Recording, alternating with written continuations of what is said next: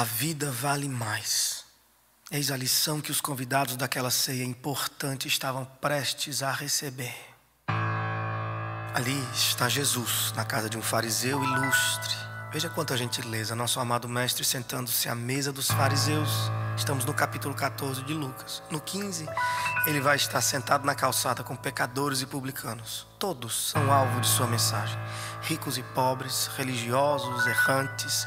Não é difícil demais para Cristo encontrar-se com um rico Zaqueu, ou passar uma noite conversando com o importante Nicodemos, ou ainda demorar-se no poço ao lado de uma mulher de péssima fama, sem nome nem título. Nos barcos com pescadores, no templo com pregadores. Cristo está habituado a sentar-se em qualquer mesa, sem distinção, e iluminar a todos com a beleza de sua mensagem. Alguns são ofuscados por essa luz ao ponto de cegar. Finalmente podem ver. Outros são banidos na sombra pela mesma luz. Aqui, no capítulo 14, deste que é o Evangelho dos pobres, Lucas registra uma das parábolas mais bonitas de Jesus. Gente importante na mesa se espremendo pelos melhores lugares e servindo-se de suas próprias ganâncias, enquanto na marginal daquela reunião um doente espera pela generosidade de alguém. Todos o atravessam para entrar naquele lugar, apenas Jesus permite-se ser atravessado por ele. É sábado. E Jesus entende o risco que corre diante de seus anfitriões se decidir quebrar com a tradição do sábado e curar aquele pobre homem. O compromisso de Jesus não é com a tradição, graças a Deus. Esse é o compromisso dos religiosos. Eles precisam que a tradição se mantenha rígida como um muro alto de proteção. Qualquer ameaça a essa fortaleza milenar fica do lado de fora, fica às portas do banquete, não senta na mesa. Mas o compromisso de Jesus não é o mesmo dos religiosos tradicionais. Seu compromisso é com a vida. O sábado aponta para o valor supremo da lei, a vida. Deus deu o sábado para a preservação da vida, assim como toda a lei foi entregue exatamente para esse fim. Os fariseus usavam a lei do sábado agora para a manutenção de seu sistema religioso. E então Jesus decide usar o sábado para apontar o valor eterno da lei, a vida. E tomando o homem pela mão, Jesus o curou e deixou ir. Agora sim, vamos sentar e comer. Enquanto um de seus irmãos estivesse com a vida em frangalhos às portas daquela ceia, Jesus se recusaria em entrar e banquetear. Mas agora que o homem está com a sua vida restabelecida e sua dignidade devolvida, agora que sai feliz e chorando de alegria, de pé, como um filho, agora sim, vamos sentar e comer.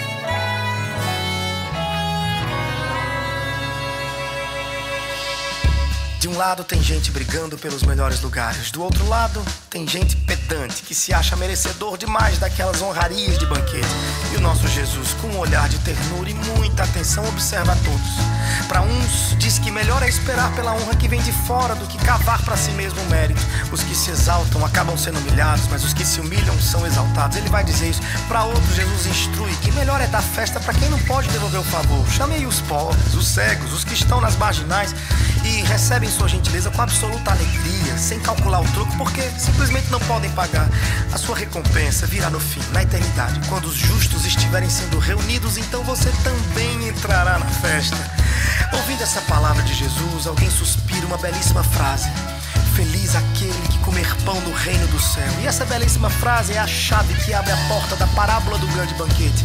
É o calor necessário para eclodir uma das mais belas histórias que Cristo, o contador de histórias, deixou para nós. É a frase certa nos lábios errados. Sim, será feliz aquele que comer no banquete de Deus. Mas não, esse lugar não é para quem julga merecer. Não é. Deixa eu tentar desenhar. Certo homem estava preparando um grande banquete.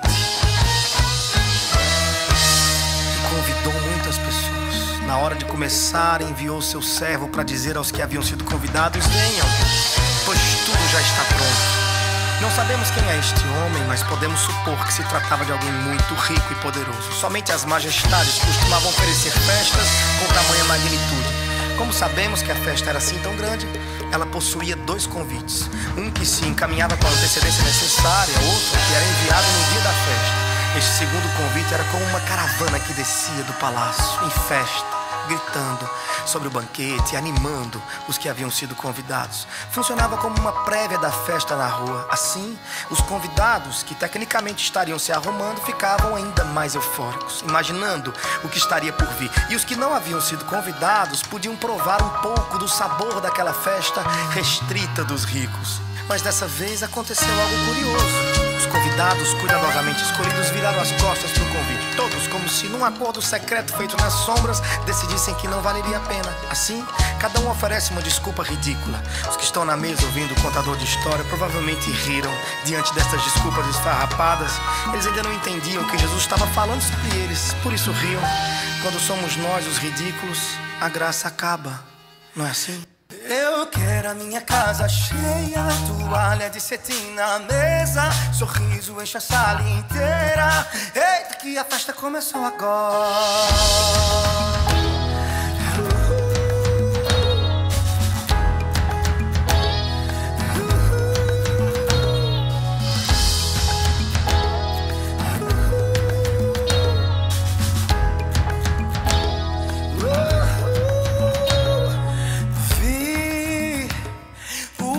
Arriscar meu nome e sair. O rio chama e disse pra eu vir. Uma moça que está perto de parir. A vida inteira toda me chama pra abrir. Um livro, uma cidade, um jardim. Uma festa preparada para mim. Às vezes eu escuto bem baixinho, mas a vida inteira toda me grita pra eu ir. Vá nos becos e esquinas, toda a América Latina. Eu quero a minha casa cheia, toalha de cetim na mesa, sorriso enche a sala inteira. A festa começou agora. Eu quero a minha casa cheia, toalha de cetim na mesa, sorriso enche a sala inteira. Eita, que a festa começou agora.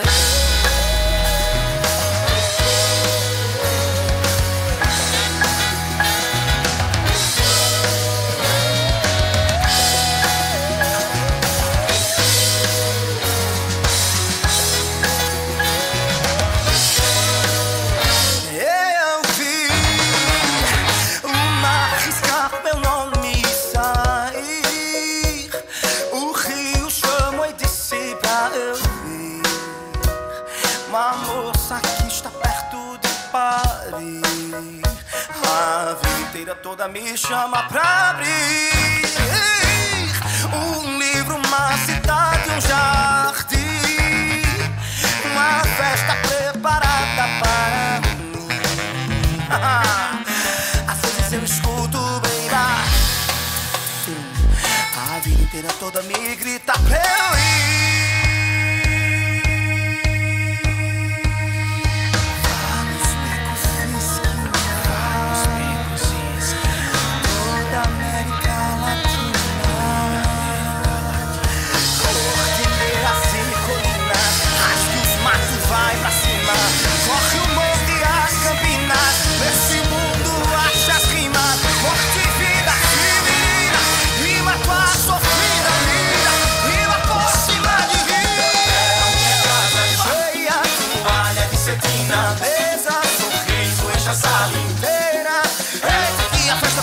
Agora eu quero a minha casa cheia, toalha de cetim na mesa, sorriso enche a sala inteira.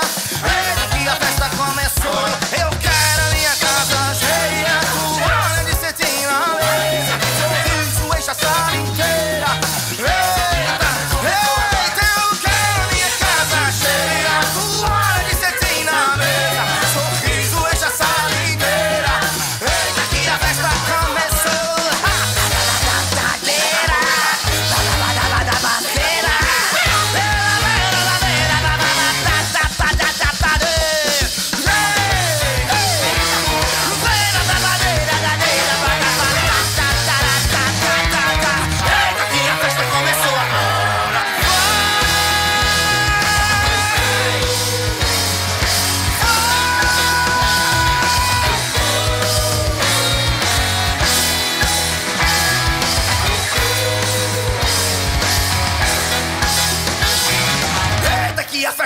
começou agora.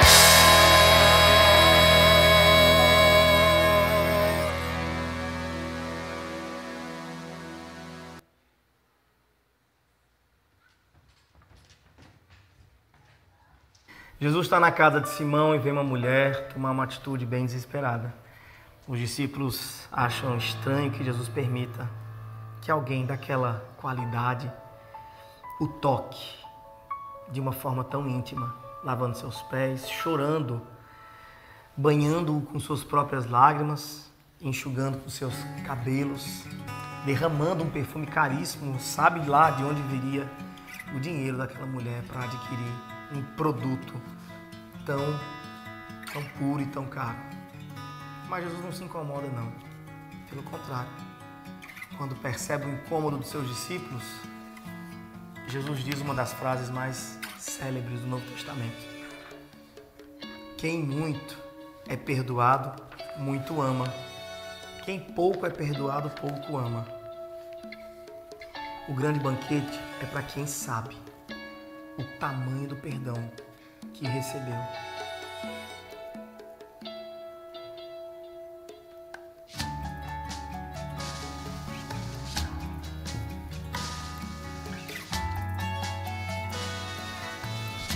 Gente assim não pode ficar de fora da festa. Esse convite é para Maria de Betânia.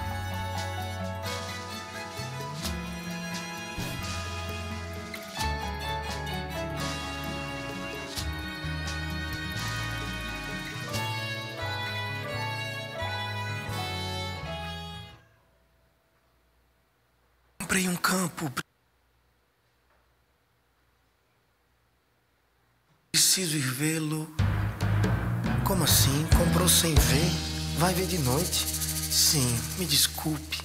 E aí outro vai dizer: comprei 5 juntas de boi, preciso prová-las. Comprou um equipamento de alta tecnologia sem testar. Vai fazer isso no meio da noite? Sim, me desculpe. E ainda outro vai dizer: me casei, não posso ir. Esse nem pede desculpa, é a pior das mentiras. Não vai pra festa porque se casou. Ora, casar-se não é exatamente a maior razão para se ir a festas em nossa cultura. Noivas recém-casadas costumavam vestir-se com as roupas de suas bodas por um ano inteiro, em todas as festas que podiam. Você está em festa, por isso não vai pra festa. Não faz sentido. É patético, não faz sentido.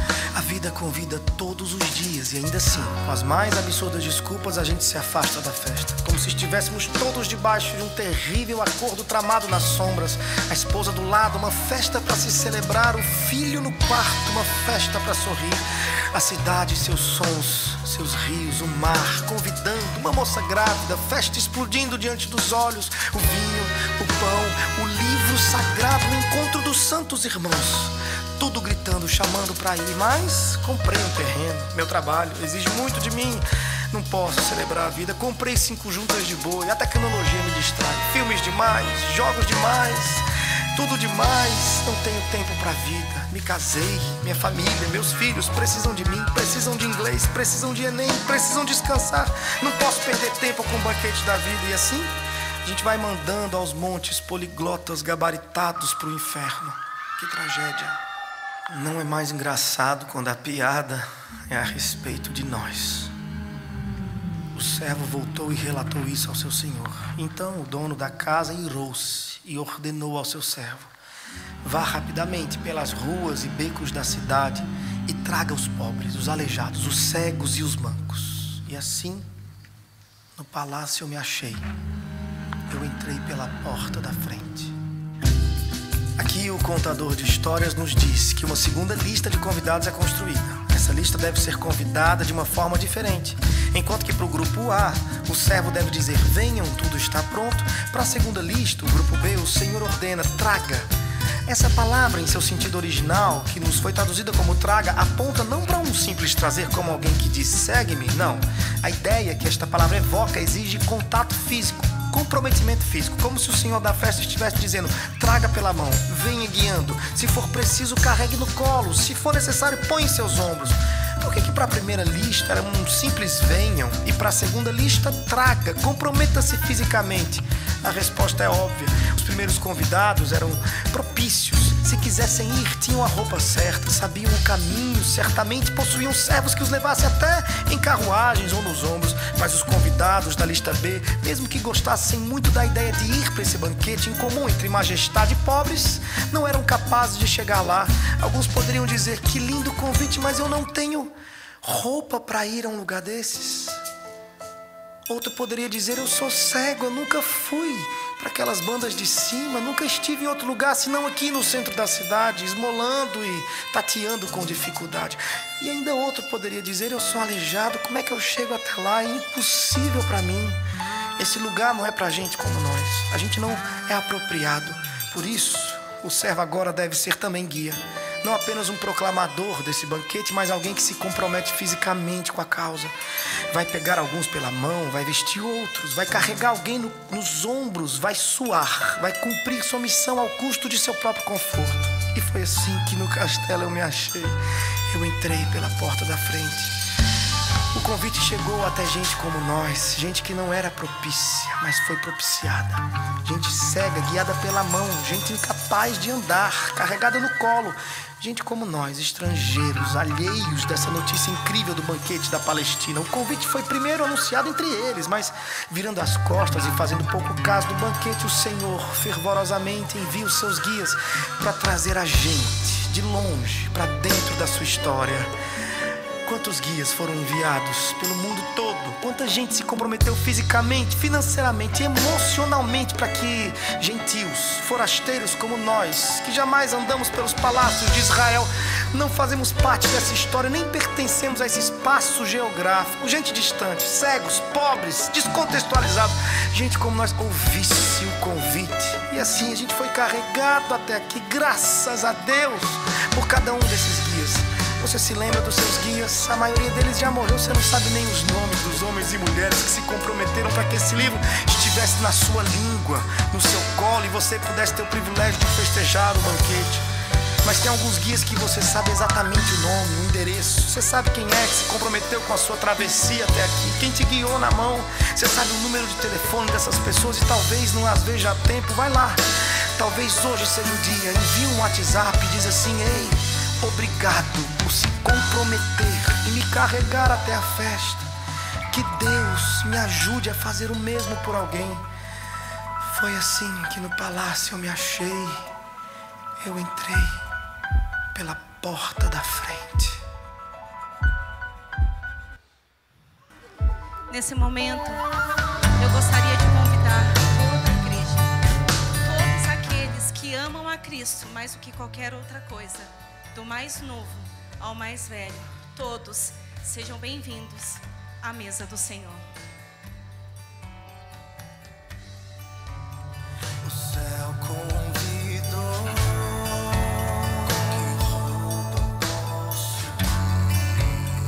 a vida chamou,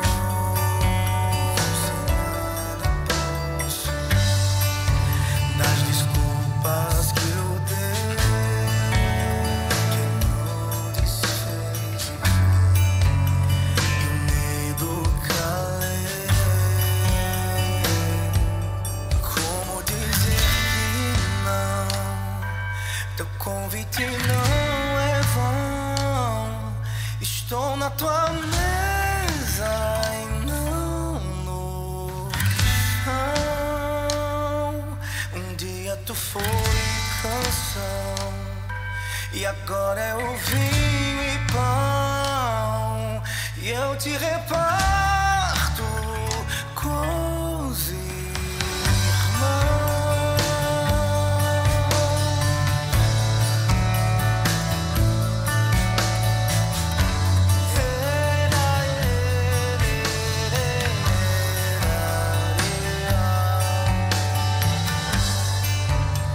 O céu convidou,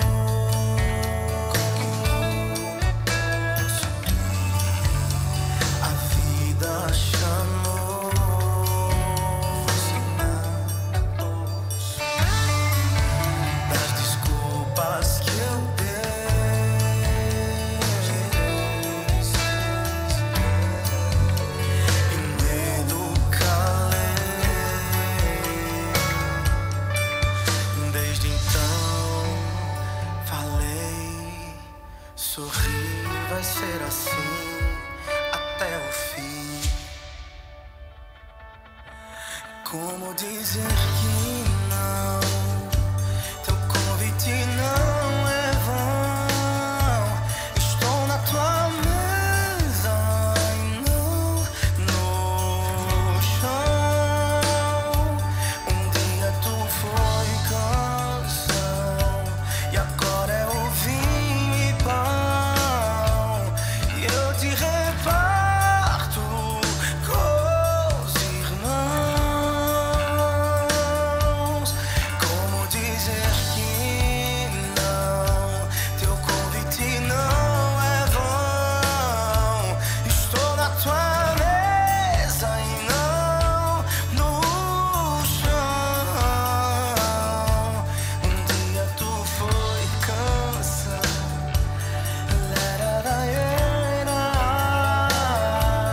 E eu te reparto com os meus irmãos. Provei e vi que é pra mim. Na mesa nunca mais sozinho. Amigo e ladrão, pra todos vinho e pão. Provei e vi que é pra mim. Na mesa nunca mais sozinho. Daqui é Monique, Thalita, Assum, João Pérez, Daniel, Teófilo, João Manu, Elô, todo mundo. Vinho e pão, vinho e pão. Estou na tua mesa e não no chão.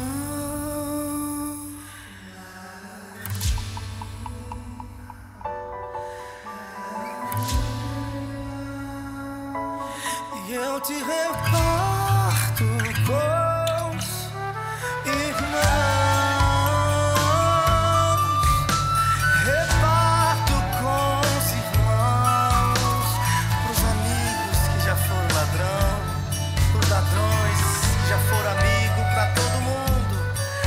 Vinho e pão, perdão.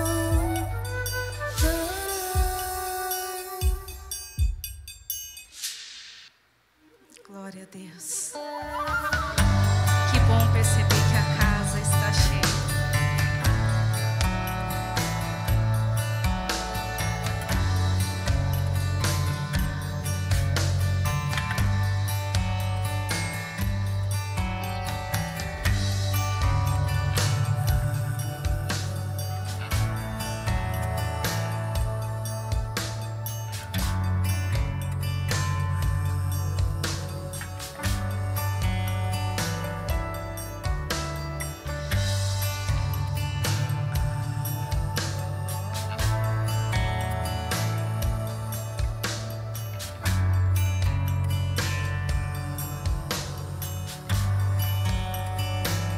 Glória a Deus.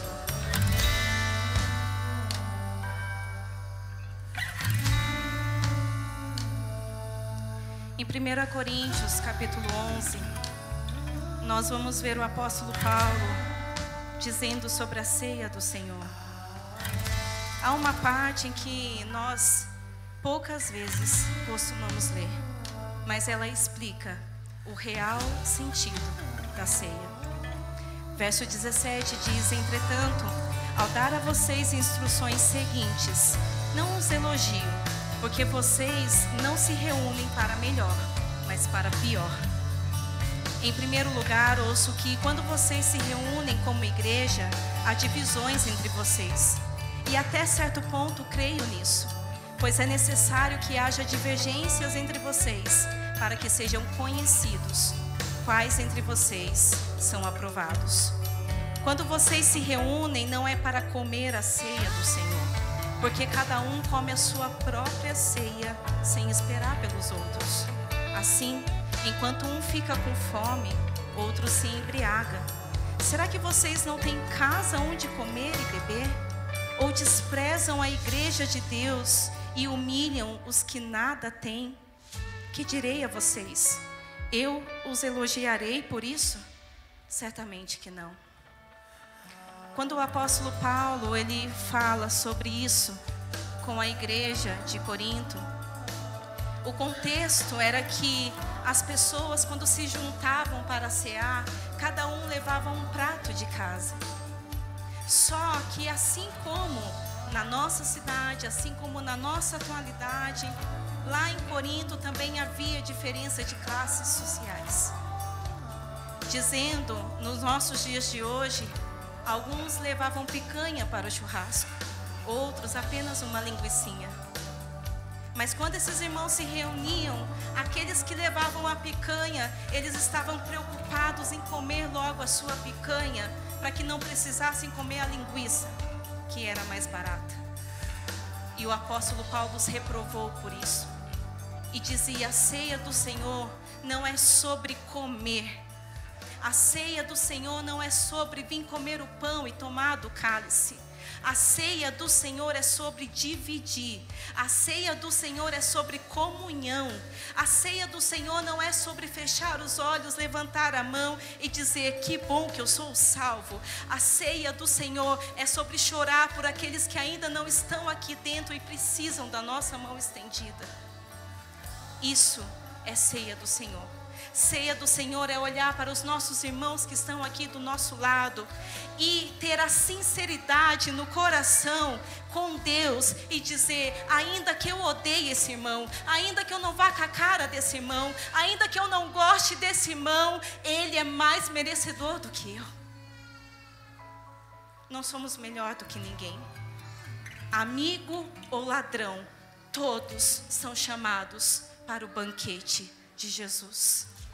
O seu evangelho é para ser pregado a todos aqueles que querem crer. A todos. Porque Deus amou o mundo de tal maneira. Ele não amou só você. Eu sei que Ele te amou, Ele amou a mim também. Mas não é sobre nós tão simplesmente. É sobre toda a criação, pela qual o Senhor Jesus morreu por toda a humanidade. Que ao participarmos da ceia do Senhor, nós possamos lembrar o verdadeiro sentido dela. E o texto continua: porque eu recebi do Senhor o que também transmiti a vocês, que o Senhor Jesus, na noite em que foi traído, pegou o pão, deu graças, partiu e disse: isso é o meu corpo dado em favor de vocês, façam isso em memória de mim. Da mesma forma, depois de ter comido o pão, ele pegou o cálice e disse: esse cálice é a nova aliança no meu sangue. Façam isso sempre que o beberem em memória de mim. Porque sempre que comerem deste pão, beberem deste cálice, vocês anunciam a morte do Senhor até que Ele venha. Comer do pão e beber do cálice é anunciar o sacrifício de Jesus naquela cruz. Tudo que Jesus fez na cruz foi se esvaziar, foi se humilhar, foi se entregar. Nós cantamos isso de forma tão bela da boca para fora. Entrego tudo por amor e com alegria. Mas nós não conseguimos entregar um sorriso no rosto para quem precisa muitas das vezes. Nós precisamos refletir o que significa a morte de Cristo na cruz. Examine cada um a si mesmo, e então coma do pão e beba do cálice. Pois quem come e bebe sem discernir o corpo do Senhor, come e bebe para o seu próprio juízo. Por isso há entre vocês muitos fracos e doentes, e vários já dormiram. Mas se examinássemos a nós mesmos, não receberíamos juízo. Contudo, sendo julgados pelo Senhor, somos disciplinados, para que não sejamos condenados com o mundo. Portanto, meus irmãos, quando vocês se reunirem para comer, esperem uns pelos outros. Se alguém estiver com fome, coma em casa, para que quando vocês se reunirem, isso não resulte em juízo. Examinar a si mesmo. Se nós estivéssemos mais preocupados com os nossos pecados do que o pecado do irmãozinho, talvez seríamos mais santos. Se nós estivéssemos olhando mais para nós mesmos, talvez seríamos mais santos. Mediante isso, talvez você fale: por isso que eu não pego o pão e do cálice, porque eu não sou digno, eu sou um pecador, eu sou sujo. Mas presta atenção, Jesus disse: examine-se o homem a si mesmo e pegue o pão, coma do pão, beba do cálice. O que Jesus estava dizendo não é assim: olha para o seu pecado e decida se você quer abandonar ele ou não, e dependendo do que você decidir, você escolhe se você come ou não da ceia do Senhor. O que Jesus estava dizendo é: ao olhar para o seu pecado, se arrependa, abandone e venha para a minha mesa, porque esse é o melhor convite. Mediante isso eu pergunto mais uma vez: por um acaso há entre nós alguém que não pegou do pão e do cálice e gostaria de pegar? Levante a sua mão se você quiser, nós levaremos até você. O convite é: se arrependa, entregue a sua vida para Jesus por completo. Todos servidos? Amém. Amém. Consagremos ao Senhor. Deus Pai, obrigada pelo privilégio de estarmos reunidos como igreja nessa noite. A mesa foi posta, os irmãos foram servidos. Assim, a todos os elementos que se encontram nas mãos nessa noite, eu consagro o pão representando a tua carne que foi rasgada e moída por nós. O cálice que representa o teu sangue que foi derramado até a última gota para a remissão dos nossos pecados. Assim os consagro em nome do Pai, do Filho e do Santo Espírito de Deus. Amém. Eu não darei o comando: coma do pão ou beba do cálice. O convite nesse momento é que você escolha um irmão, troque o seu cálice com ele, diga: eu tenho comunhão contigo, meu irmão, e todos podemos participar da ceia.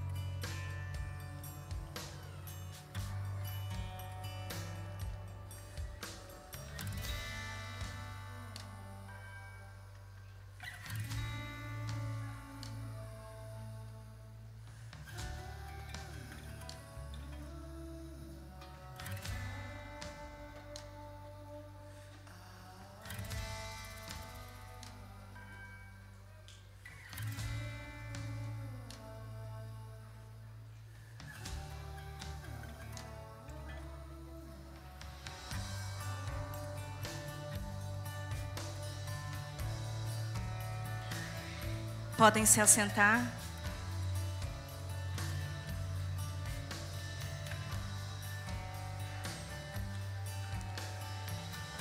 A palavra continuará sendo ministrada através da dança. E mais uma vez eu os convido: continue a ouvir o que o Espírito Santo de Deus diz à igreja. Não apenas lembrem do que vocês assistiram, mas que a palavra seja mastigada quando nós formos embora daqui. Amém?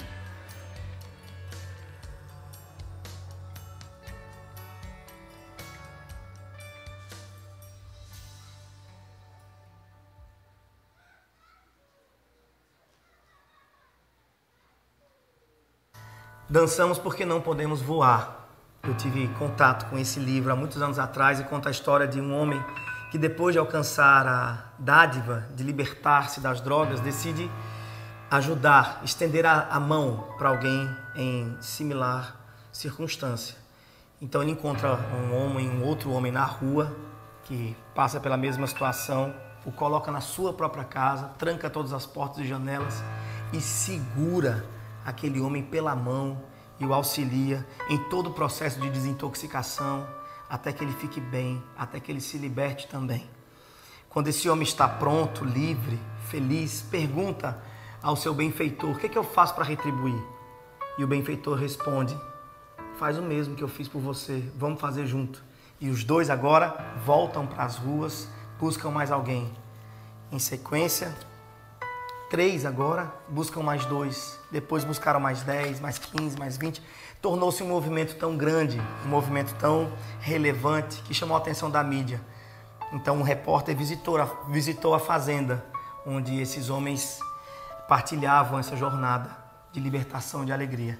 E ali, visitando aquele lugar, o repórter se maravilhou com o fato de eles, em suas reuniões, cantarem tão alto, dançarem tanto, se expressarem com tanto choro e com tanta efusividade. E o repórter pergunta para o homem que iniciou o movimento: por que é que vocês dançam tanto? E o homem respondeu: dançamos porque não podemos voar. Se a gente pudesse, a gente voava. O grande banquete é para a gente que compreende o valor desse chamamento.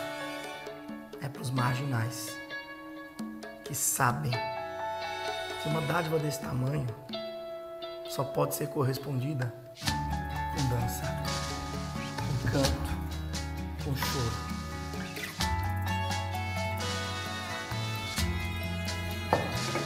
O grande banquete é um convite aos marginais.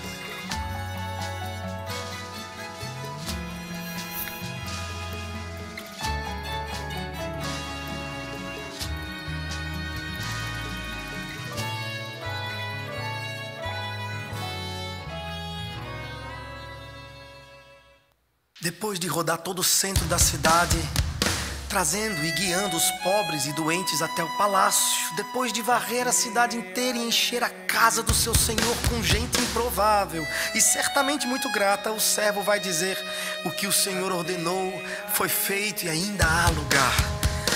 Essa é uma das frases mais bonitas de todo o texto sagrado: ainda há lugar. Essa frase deveria estar desenhada nas fachadas de todas as igrejas. Ainda há lugar. Venham todos. Somos o povo que acolhe, que agrega, inclui. Ainda há lugar. Essa frase é tão poderosa que foi exatamente no espírito dessa frase que o mundo inteiro foi formado. Foi porque lá na eternidade, quando nada ainda havia sido criado, existindo autonomamente, sem depender nem precisar de nada nem ninguém, Deus, em seu conselho eterno e trino, olhou ao seu redor e disse: ainda há lugar. E a partir daí tudo começou: céu, terra, animais, homem e mulher, uma casa cheia de cor, arranjos, sons e músicas das mais diversas, um pai amoroso e seus filhos, casa cheia. Essa frase tem um poder revolucionário fora do comum. Se nas casas de todos os cristãos estivesse escrito ainda há lugar, não haveria mais orfanatos no mundo. Se em nossas carteiras estivesse escrito ainda há lugar, nenhum irmão jamais estaria marejando os olhos em oração no culto do domingo, dizendo: Senhor, como é que eu vou alimentar minha família na segunda-feira? Ainda há lugar. Esse é o Espírito que rege o dono da festa, o Senhor, a majestade. E se esse for o Espírito que nos rege, nosso planejamento não será mais como o dos ímpios, o que fazer para ter mais. Nosso planejamento será como o dos santos. O que fazer para distribuir mais? O que fazer para entregar mais para o meu irmão? Provei e que é para mim, na mesa nunca mais sozinho, amigo e ladrão, pra todos vinho e pão. Provei e vi que é pra mim, na mesa nunca mais sozinho, amigo e ladrão, pra todos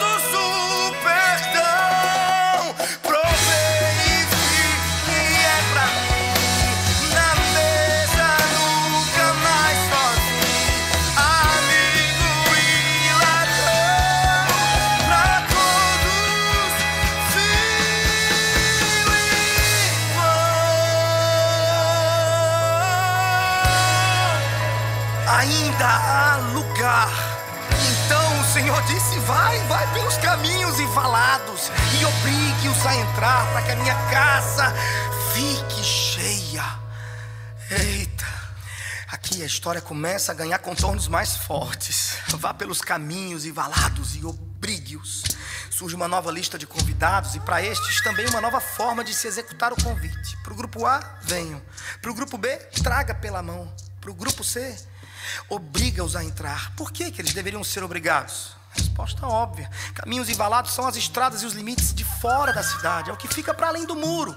E quem que habitava nessa região erma? Bandidos, prostitutas, assassinos, assaltantes, foragidos, leprosos, gente com doenças contagiosas, pessoas já esquecidas pelo convívio social, abandonados, errantes, estranhos demais para se ter sequer na rua como um pedinte. Desiguais são os outros, os inimigos da paz, do bem, da moral, promotores do caos, indigentes, insalubres, irreconciliáveis, os completamente outros. Agora veja que missão temos aqui nesse texto. Se essa majestade é um símbolo de Deus, como nosso Pai aqui na história, então a gente precisa dizer, aliás, esse texto exige que nós pregadores digamos que Deus está obstinado e deseja encher a sua casa desse tipo de gente.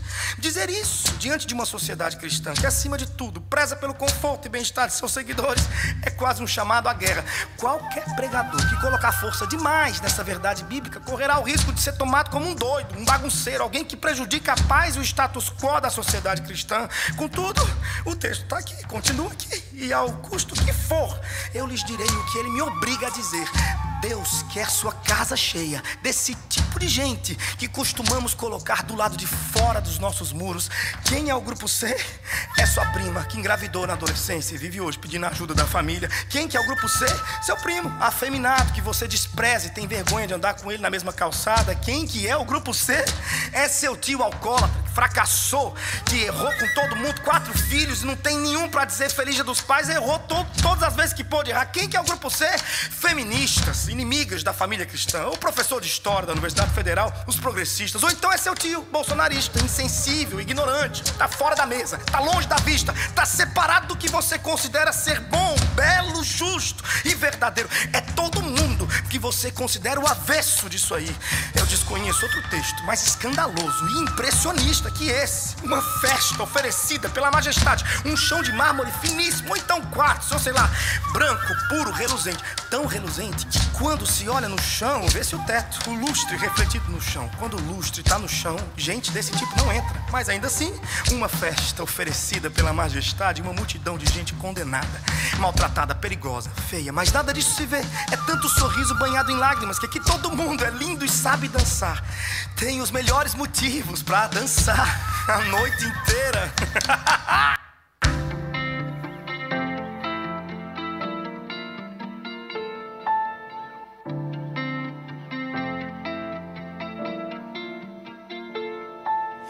Pode entrar, eu ouvi, alagou o olhar quando o lustre tá no chão onde os meus estão.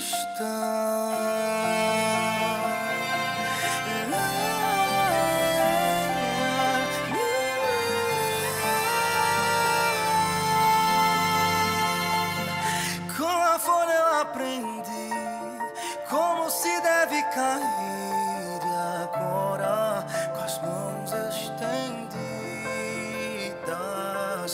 você quer me levantar. Diz que aqui é meu lugar, com minhas roupas, minhas falhas, minhas brigas. Com a folha eu aprendi como se deve cair. Agora, com as mãos estendidas, você quer me levantar. Diz que aqui é o meu lugar, com minhas roupas, minhas falhas, minhas brigas.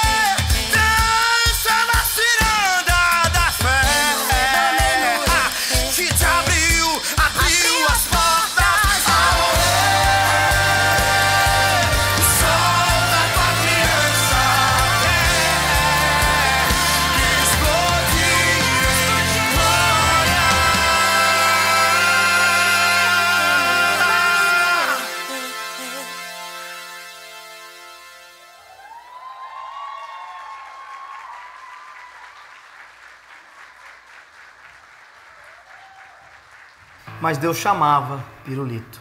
Nas noites do trapiche, o menino ouvia o chamado de Deus.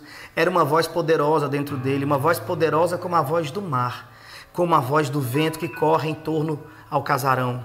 Uma voz que não fala aos seus ouvidos, que fala ao seu coração. Uma voz que o chama, que o alegra e o amedronta ao mesmo tempo.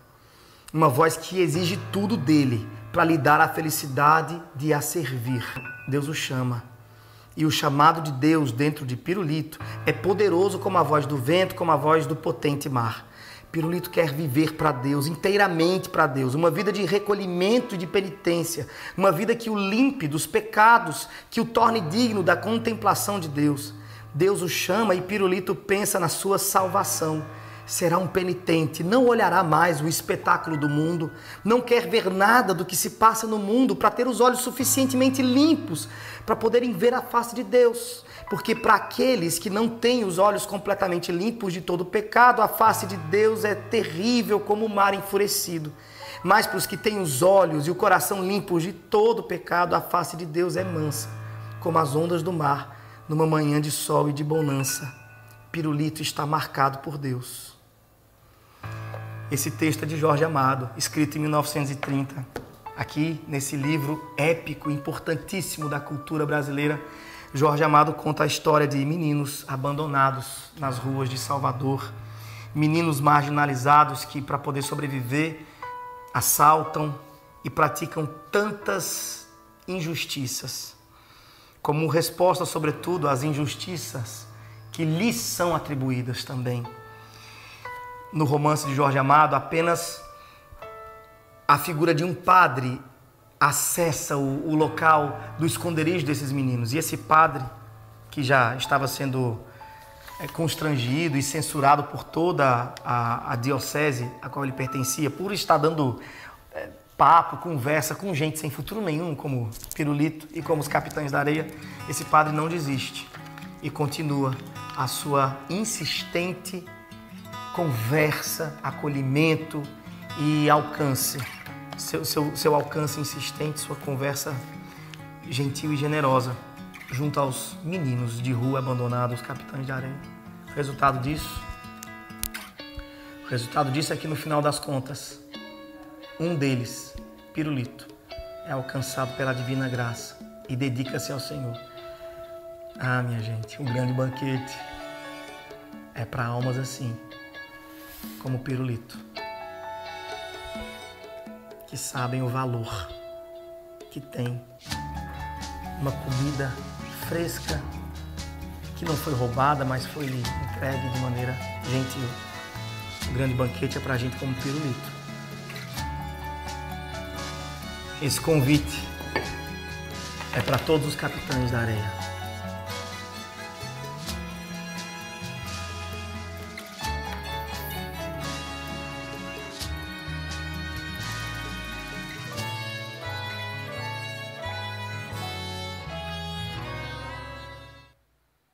Bertoleza entrou na festa, pobre negra mulher do morro, explorada. Agora descansa, samba e dança. Os retirantes magricelos, Fabiano, sua esposa, sim, a Vitória, seus filhinhos e até a baleia não precisam mais fugir da miséria em busca de abrigo. Entraram na festa. Pedro Bala e a pobre Dora, Pirulito e os demais Capitães da Areia foram todos recebidos com comida de verdade, não vão precisar mais roubar. Macabeia não precisa mais se resignar na angústia de não saber. Tudo lhe foi revelado, está desvendado. Sorri com todos os demais, está em família. É assim que vejo o final dessa parábola, com esses representantes da alma brasileira finalmente encontrando um lugar de acolhimento e celebração. Porque o grande banquete não seria grandioso sem cada uma dessas almas quebradas. O que torna o grande banquete grande não é a comida fina e exótica na mesa. Nem se tem uma observação sequer de Jesus acerca do que foi servido. O que o torna grande é o fato inexorável de ter sido a majestade graciosa, misericordiosa, num nível tal que gente assim, gente como eu, pela primeira vez entrou nos salões reais. Um absurdo. Um disparate, um desperdício de tempero. Aqueles paladares oxidados pelo pecado jamais conseguiriam descrever fielmente o sabor de alimentos tão finos. Que desperdício, que assombro, que espetáculo de rei! Como não se maravilhar diante de sua graça? Como não dançar e celebrar o rei que quebra o sistema dos religiosos e admite pecadores como seus convidados de honra? Come com eles, dança e canta com eles. Por mais hipnotizante que seja essa cena, ela não é a última cena da parábola. A majestade termina dizendo: eu lhes digo, nenhum daqueles que foram convidados provará do meu banquete. Essa frase soou no salão onde Jesus contava tal história. Os convidados não tinham coragem sequer para olhar uns para os outros, depois de demonstrarem claramente estarem mais preocupados com a tradição do que com a alma quebrada e doente na porta. Depois de brigarem pelos primeiros lugares e de suspirarem na certeza de que merecem o banquete do céu, Jesus encerra sua história sobre o valor que a vida tem, amarrando-lhes uma bola de ferro ao calcanhar e os jogando no oceano.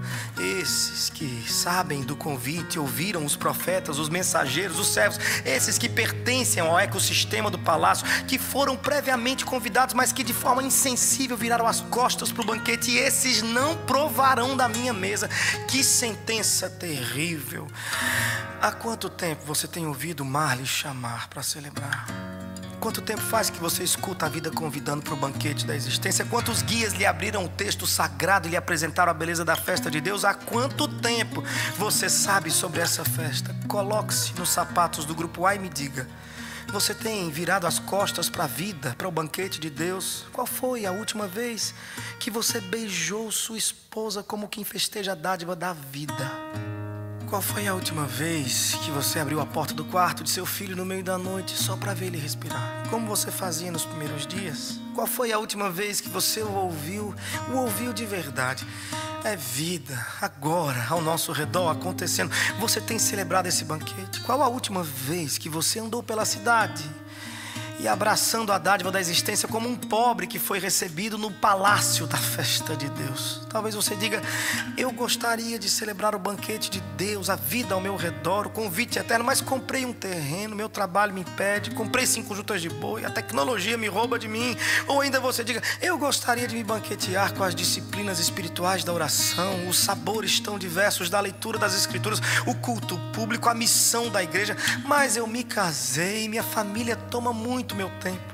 Se esses sapatos do grupo A lhe servem, abandone-os agora mesmo e decida celebrar o banquete de Deus disponível por graça a todos nós que um dia estávamos longe. Coloque-se agora nos sapatos do grupo B. Estes lhe servem muito bem. Você é exatamente esse personagem na história geral. Recebeu o convite pela graça, mesmo estando longe, sendo brasileiro, estrangeiro, distante de Abraão. Foi agregado no palácio por meio de tantos guias que lhe trouxeram até aqui. Ponha-se nesse lugar e agradeça a Deus por ter lhe chamado, mesmo quando você não perguntava por ele nem queria a sua graça. Coloque-se agora nos sapatos dos guias, pelo amor de Deus. Saia desse lugar de menino mimado, esperando que lhe sirvam o tempo todo. Vá pelas ruas da cidade e traga. Comprometa-se com os outros. Pague a conta dos seus irmãos. Carregue-os nos ombros. Ele quer a sua casa cheia. Sirva a majestade com essa mesma diligência dos guias dessa parábola. Agora, coloque-se nos sapatos do grupo C. Pense por um segundo o que é estar condenado por todos, vivendo no isolamento, distante de qualquer um que lhe possa socorrer. Tenha misericórdia daqueles que você tem chamado de inimigos. Lembre-se que Deus fez as pazes com você e lhe chama de amigo. Você que antes era inimigo de Deus, você agora é amigo. Chame assim também os que um dia você ofendeu, odiou e condenou ao exílio. Traz de volta, busque-os à força, coloque-os na mesa. Essa é a escandalosa graça do Evangelho. É Cristo comendo peixe na praia com seus amigos fujões e traidores. Coloque-se nesses sapatos. E por último, tem um par de sapatos que você não deve colocar, nem experimentar. Não chegue nem perto deles. É os sapatos da majestade. Você não tem o direito. Você não tem o direito de dizer quem entra e quem sai dessa festa. Aqueles que o Pai chama de filho, você recebe como irmão.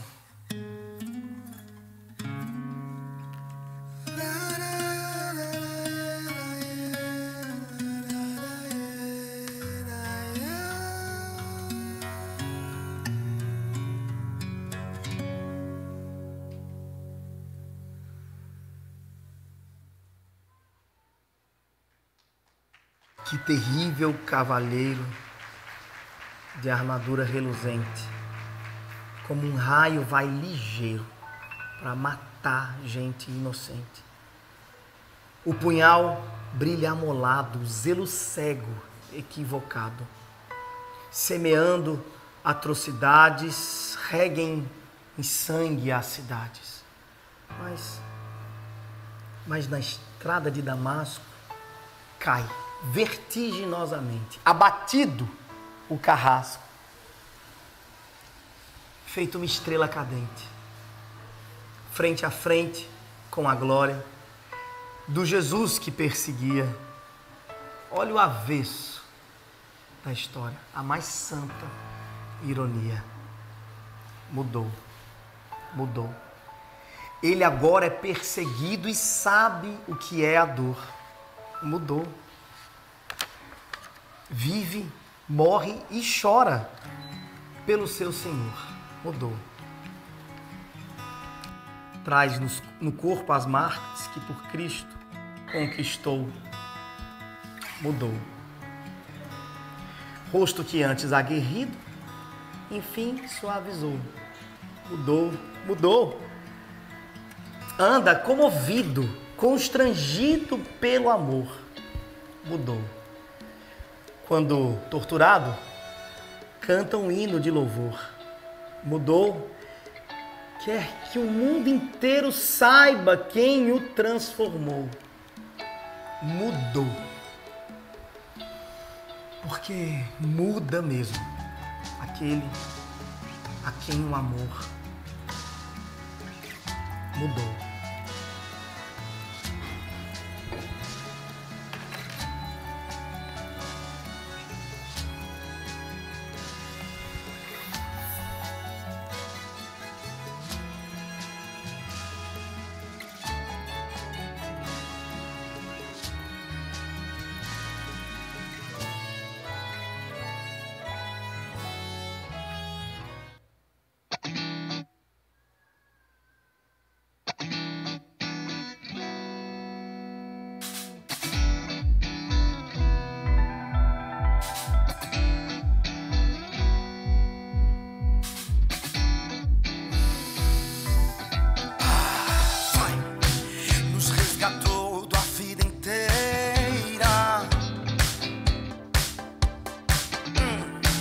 Da velha estrada nos tirou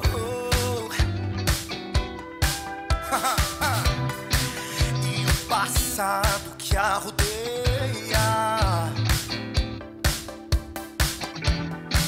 perdeu a força e o seu furor e nos livrou do aperreio.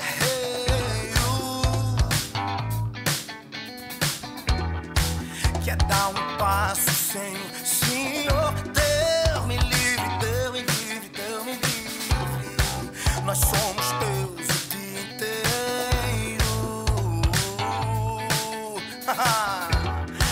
De noite nós e o céu iremos juntos dar a ti louvor. Quem é mulambo celebra, o pobre entrou nessa festa do Senhor.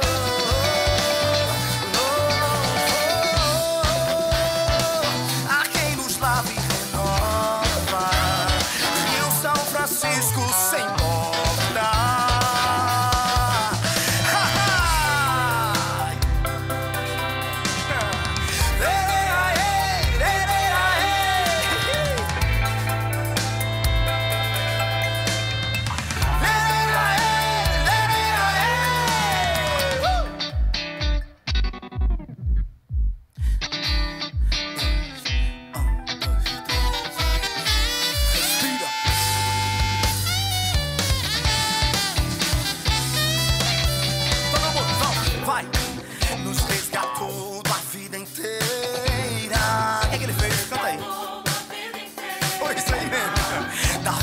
estrada nos tirou.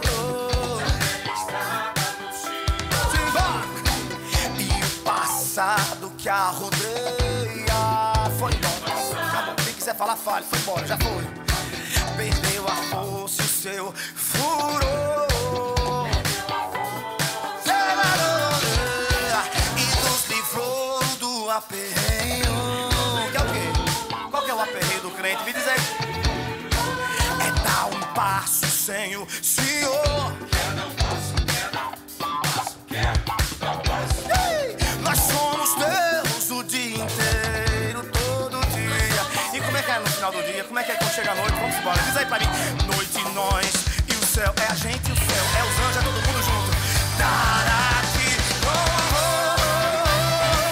quem é mulambo celebra. O pobre entrou nessa festa. Solta a voz do Senhor.